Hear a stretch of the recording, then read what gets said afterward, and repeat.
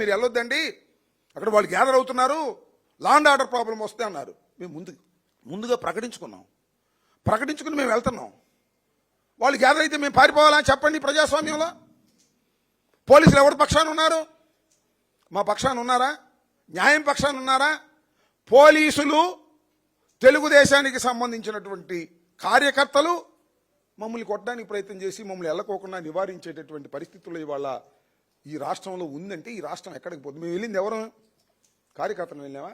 అందరూ లీడర్సే కదా, ఎక్స్ ఎమ్మెల్యేలు, ఎక్స్ ఎమ్మెల్సీలు, ఇన్ఛార్జీలు. మేము కారులు వేసుకెళ్ళాం. మేమేమి రాళ్ళు తీసుకెళ్ళలేదు, కర్రలు తీసుకెళ్ళలేదు, మా సైన్యాన్ని ఏమి వెంట పెట్టుకోలేదు, మా కార్యకర్తలు ఏమైనా వెంట పెట్టుకెళ్ళలేదు. మేము వెళ్ళింది నాయకులం. అవతల దేవుడు నాయకులు లేరు. నాయకులు ఎస్కేప్. నారా లోకేష్ ఎస్కేప్. లెగ్గొట్టి రాళ్ళు ఇచ్చి, కర్రలు ఇచ్చి, ప్లే కార్డ్స్ ఇచ్చి గో బ్యాక్ వైఎస్ఆర్సీపీ. ఎందుకు గో బ్యాక్? ఈ రాష్ట్రంలో గో బ్యాక్ అవ్వాలా మేము? ఏమిటి అన్యాయం? రైతుల యొక్క సమస్యల్ని తెలుసుకొని అడ్రస్ చేసే హక్కు ఈ రాష్ట్రంలో వైఎస్ఆర్ కాంగ్రెస్ పార్టీకి లేదా?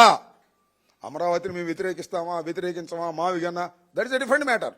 ఇవాళ రైతులని మీరు బెదిరించి భూములు లాక్కోవాలని ప్రయత్నం చేస్తున్నప్పుడు వారిని అడ్రస్ చేయడానికి మాత్రమే మేము వెళితే ఇలాంటి దారుణమైన సంఘటనలకి మీరు కల్పిస్తున్నారు. దురదృష్టకరమైనటువంటి ఒక ప్రిసిడెన్స్ని మీరు పెడుతున్నారు. ప్రభుత్వం మీ చేతిలో ఉందని, డిఎస్పీ మీవాడని, డీజీపీ మీవాడని,